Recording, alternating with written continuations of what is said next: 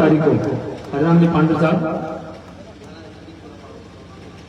ये माला है, ये जो कि माला है इसमें जितने भी फूल हैं वो एक एक फूल पूरे ग्राम पावा के जितने भी साथी हैं वो एक एक फूल करके इसमें पिरोई हुई है। तो आप सभी युवा साथी जितने भी हैं आप सभी आ जाए, युवा साथी जितने भी हैं आप सभी आ जाए, युवा साथी बुजुर्ग हमारे जितने भी गणमान्य नागरिक हैं आप सभी आकर के ये माला में जितने फूल है जितने गाँव के लोग हैं उतने तो आप सबकी माला है, तो आप सभी लोग आकर के माननीय साहब का स्वागत और अभिनंदन करें।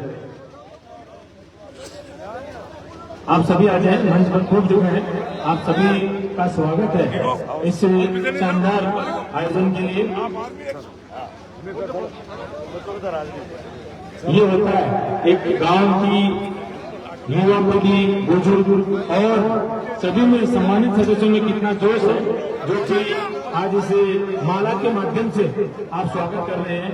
कहा जाता है एक अगर सभी को एक माला में पिरो दिया जाए तो माला बन जाती है, और ये माला आज जो है आप लोगों के माध्यम से आप सभी माननीय मुस्कान साहब को पहना रहे हैं, और इस माला के माध्यम से भी आप 25 तारीख को एक बहुत बड़ी जो कि गोट की चोट होगी आप अलमारी पे आप बटन लगा करके माननीय मुस्कान साहब को विजयी बनाएंगे। आने वाले 3 तारीख को आप सबकी इस माला की जीत होगी, इसी माला की विजय होगी, इसी माला का जो रूप देखा जाएगा वो माननीय मुस्कान साहब के रूप में देखा जाएगा। मैं सरपंच साहब रायका जी से आग्रह करूंगा कि आप भी सभी युवा साथियों का सहयोग करें, आप भी आगे जाएं सबसे, आप भी इस आयोजन के लिए बहुत बहुत धन्यवाद आपका कि आप पूरे गांव को एक साथ लेकर के, युवा साथियों को एक साथ लेकर के आप ऐसा आयोजन कर रहे हैं, आप सब सम्मान स्वागत कर रहे हैं। बहुत बहुत धन्यवाद। हम सब अब माननीय मुस्कान साहब को सुनना चाहेंगे।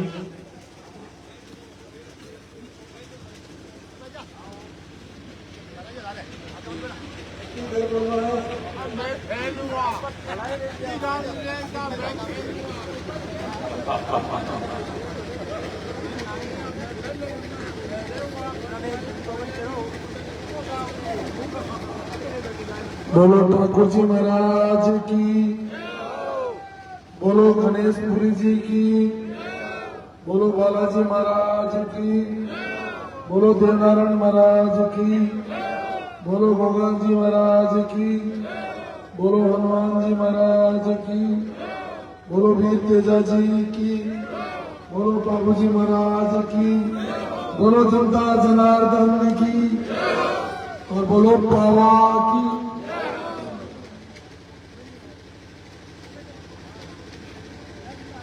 सम्मानित मंच, उपस्थित सभी बुजुर्गों, नौजवान साथियों, प्यारे बच्चों, माता और बहनों, सबसे पहले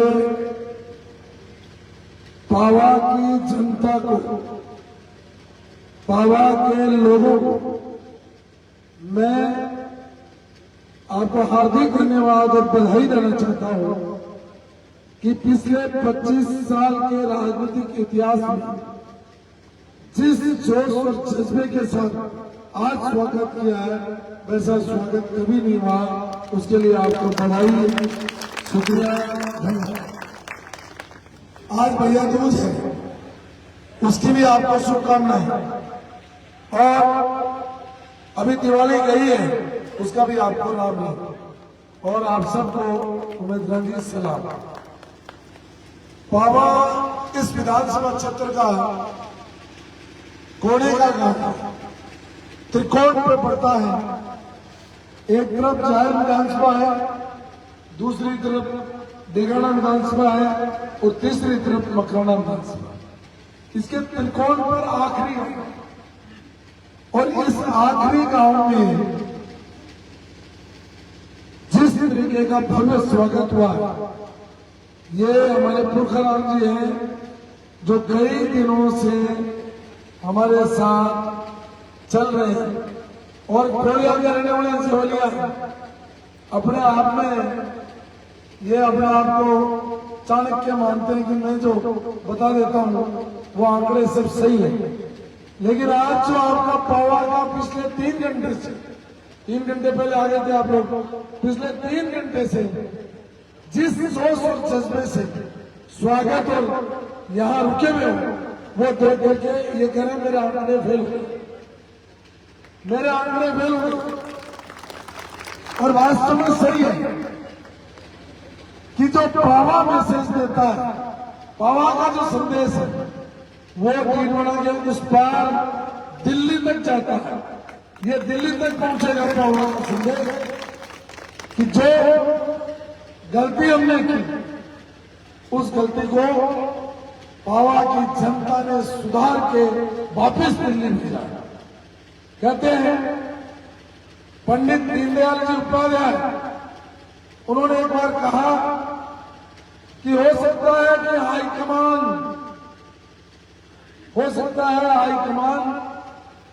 अपनी पसंद के आदमी को टिकट दे दे।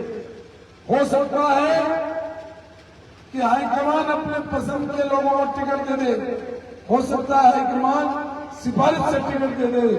लेकिन कार्यकर्ताओं की और मतदाताओं की जिम्मेदारी है कि अगर कोई हाईकमान गलती करे तो उसको सुधार करके वापस दे। और ये आज पावा में महिलाएं, नौजवान और बुजुर्ग डटे हुए हैं। इस सर्दी में मैं सोचता हूं कि ऐसा भूतो न भविष्य। हमारे साथ सुबह जब हम निकलते हैं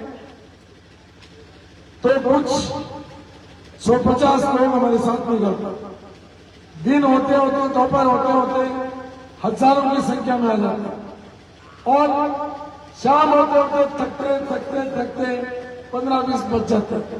लेकिन मैंने कहा भाई 15-20 तो अपन जा रहे हैं और 15-20 वहां मिलेंगे, इससे ज्यादा तो क्या होना है।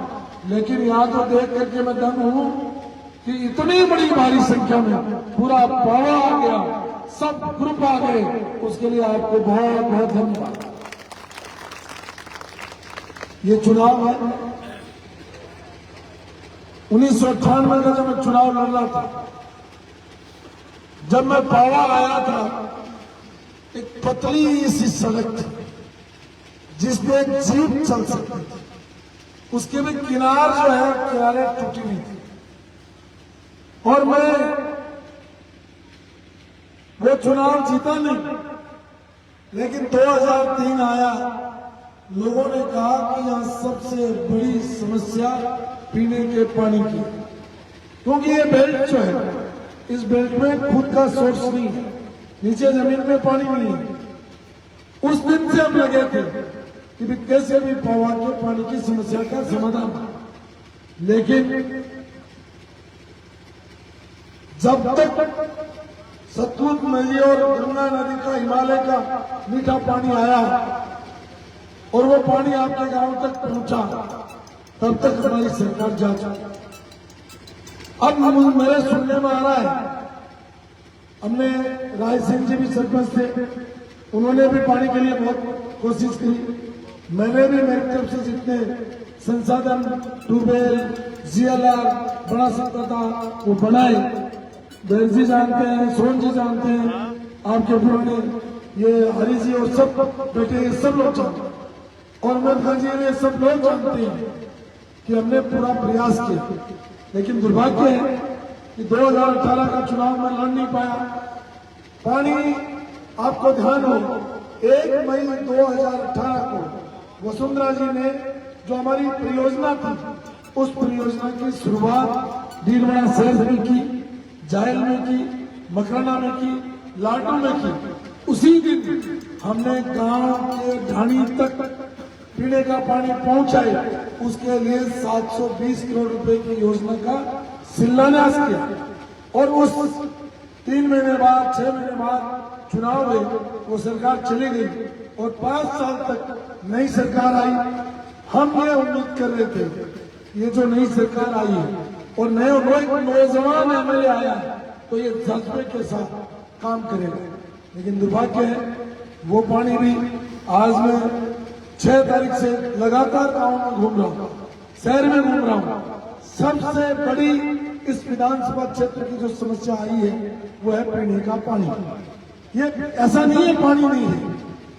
1998, 3 में, 13 में हमारे पास पानी नहीं था, लेकिन आज हमारे पास जो सतलुज का पानी बीकानेर के पास नोखा दरिया में आया, वहां से नोखा आया, नोखा से जायल आया, जायल से केराब आया और केराब से आपके गांव तक आया, लेकिन उसकी पाइपलाइन बिछाने के बाद जो सबसे बड़ी समस्या है वो है व्यवस्था की समस्या। ये पूरा व्यवस्था नहीं कर पाई, इसलिए आज लोग पीने के पानी के लिए परेशान हैं। इस पावा में 24 घंटे में एक बार कम से कम 2 से 3 घंटे पानी आना चाहिए था, लेकिन दुर्भाग्य है वो पानी नहीं आया। उसके लिए तो मैं यही कहूंगा कि ये जो वर्तमान सरकार और वर्तमान जो एमएलए साहब हैं उनको बैठ करके इस पानी की व्यवस्था सुधारनी चाहिए। हुआ क्या, मैंने अफसरों को पूछा भाई हुआ क्या, उन्होंने जो मुझे बताया, उन्होंने कहा साहब आप जब एमएलए थे, मंत्री थे, तो आप रोज मॉनिटरिंग करते थे कितना पाइपलाइन बिछ गई, कितनी काम हो गया, कितना परसेंटेज हो गया, और आप जो इसकी डिटेल प्रोजेक्ट रिपोर्ट थी, डीपीआर थी, उसको चेक करते थे। और हमने आपका दबाव और आपने चीफ इंजीनियर का ऑफिस भी, एडिशनल चीफ इंजीनियर का ऑफिस भी बीकानेर में करा दिया, एससीडी में बिठा दिया, और आपने कंप्यूटर पर रेगुलर जो हमारा काम होता था एलएनटी का उससे जोड़ के किया।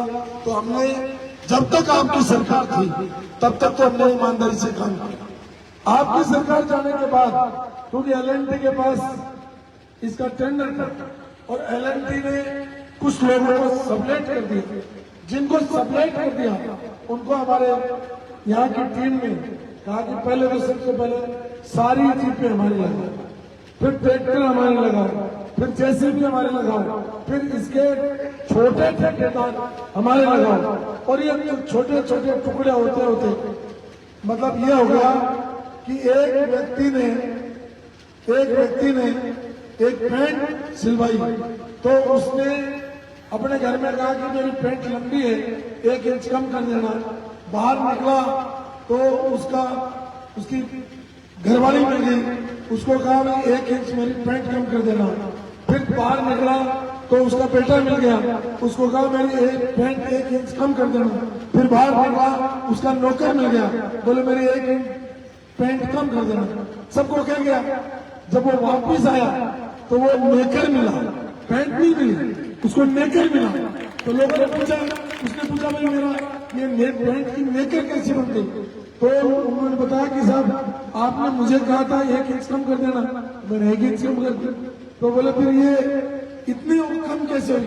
तो बोले आपने अपने घरवाली को भी कहा 1 इंच कम कर देना, आपने नौकर को भी कहा, अपने बेटे को भी कहा, सबने 1 इंच कम कर दिया।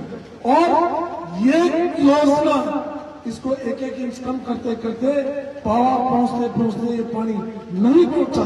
इसलिए मैं आपसे निवेदन करने आया हूं कि वापिस आप लाओगे तो मैं आपसे वादा कर रहा हूं कि यहाँ बड़ी टंकियां जो वो भी भरेगी और आपके घर में 24 घंटे में पानी मिलेगा।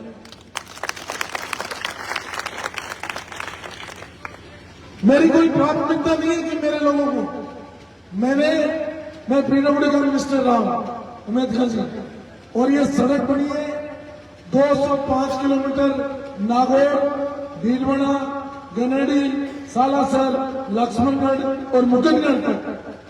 और ये लगभग जितनी टेंडर था मैंने उसको एक ही बात कही थी ठेकेदार को, ये अगर सड़क 10 साल में टूट गई तो मेरे से बुरा नहीं होगा। आज मैं बहुत जिम्मेदारी और गारंटी से कह सकता हूँ 7 साल उस सड़क को हो गए, एक चिटक नहीं उतरी। और ये जो आपकी सड़क है मकराना तक, आप बता दो एक चिटक उतरी भी तो मैं आपकी नौकरी करूंगा। हमने क्वालिटी का काम किया है, हमने क्वालिटी पर ध्यान दिया है, हमने कमीशन पे ध्यान नहीं दिया। कमीशन खाने वाले लोगों को हटाओ और वापस मजबूत लोगों को लाओ, जब इस निर्माण का भला होगा। इसलिए मैं आपको कहने आया हूँ कि ये आज किसी को रजिस्ट्री करवानी है तो दोनों तरफ से कमीशन, अगर किसी को टेंडर लेना है नगर पालिका में तो कमीशन, अगर किसी को पीडब्ल्यूडी पीएचडी में ठेका लेना है तो कमीशन, कोई भी। इवन मुझे पता नहीं है यहाँ अभी सरपंच बैठे हैं या नहीं बैठे, लेकिन उन सरपंच को भी पूछ लो, उनको भी आपने बहुत सारे सरपंच रहे इस गांव के, यहाँ जो बैठे हैं बहुत सारे लोग सरपंच रहे, पूर्व सरपंच भी हैं। आज सरपंच के पास कोई अधिकार नहीं कि वो अपने यहाँ मनरेगा का काम कर दे, मस्टोल इश्यू कर दे। मस्टोल इश्यू है, अपनी मर्जी से मेट नहीं लगा सकता, अपनी मर्जी से लेबर नहीं लगा सकता। मुझे बताओ, आपने एमएलए चुना है या सरपंच चुना? हमारा काम जब हम एमएलए बनते हैं, हमारा काम यह नहीं है कि मेट ये लग जाए, लेबर ये लग जाए।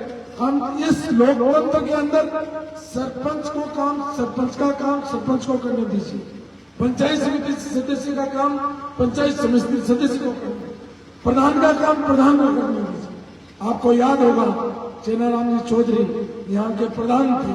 एक जमाना वो था, एक जमाना आज है।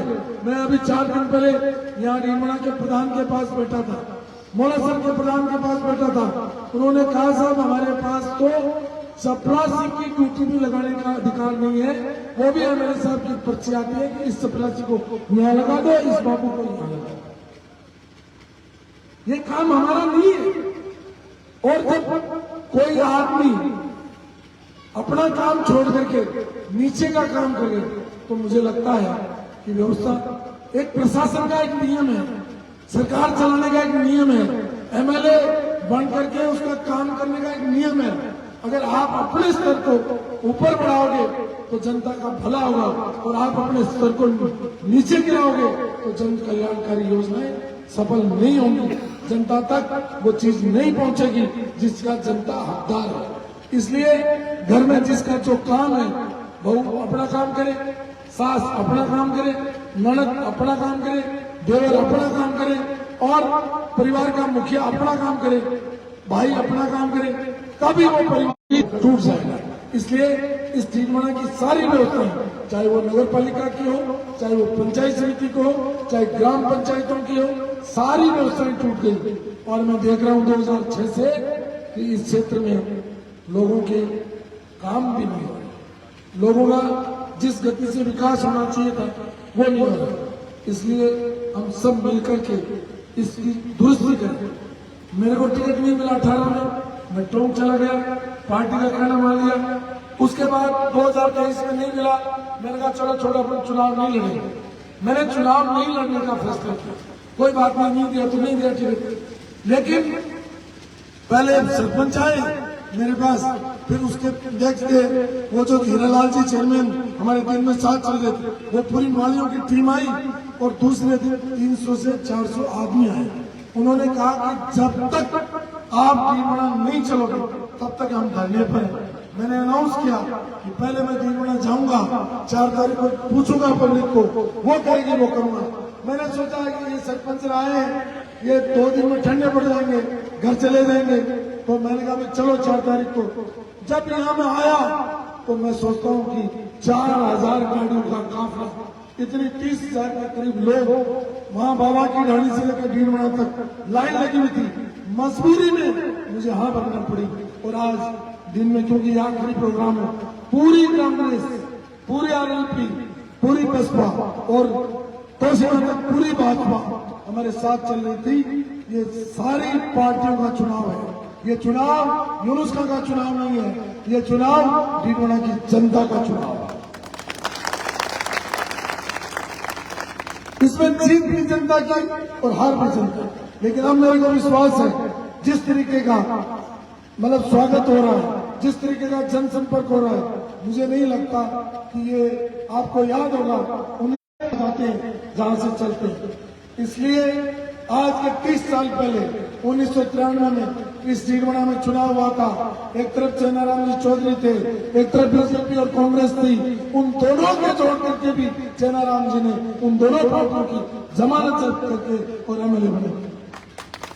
मुझे लगता है वो 1993 का चुनाव इस डीमना में जन जन की एक ही आवाज है कि अब की बार चाहे कुछ भी हो, हम इन दोनों को रख करके हमारा अपना एमएलए चुनेंगे जो जनता का प्रतिनिधि होगा। इसलिए मैं और आप, हम एक दूसरे को जानते हैं। पिछले 25 साल से आप मुझे जानते हो, मैं आपको जानता हूँ। मेरे को किसी की गारंटी की जरूरत नहीं, आपको किसी भरोसे की जरूरत नहीं। आपके विश्वास का व्यक्ति जिसने विकास किया, इस क्षेत्र को आगे बढ़ाने का काम किया, तो मैं आपके बीच आया हूँ। और मैं मेरी तरफ से नहीं, मैं भीलवाड़ा की जनता की तरफ से आया हूँ और निवेदन करने आया हूँ, आने वाली 25 तारीख को इन्होंने जो पर्चियां काटी, तहसील में पर्ची, थाने में पर्ची, एसडीएम ऑफिस में पर्ची, सब जगह पर्चियां काटी है। तो दोस्तों, एक साल में 365 दिन होते हैं, 5 साल में 1825 दिन होते हैं। 1825 दिन तो इन्होंने पर्चियां काटी और मेरा निवेदन है इस 25 तारीख को आप इनका पर्चा काटो, ये पर्चा काट दो। समय आ गया है पर्चा काटने का। जब तक हम पर्चा नहीं काटेंगे ये अन्याय, अत्याचार, भ्रष्टाचार और भय नहीं मिलेगा। आज हर आदमी इस तहसील में भ्रष्टाचार में आकर डूबा हुआ है।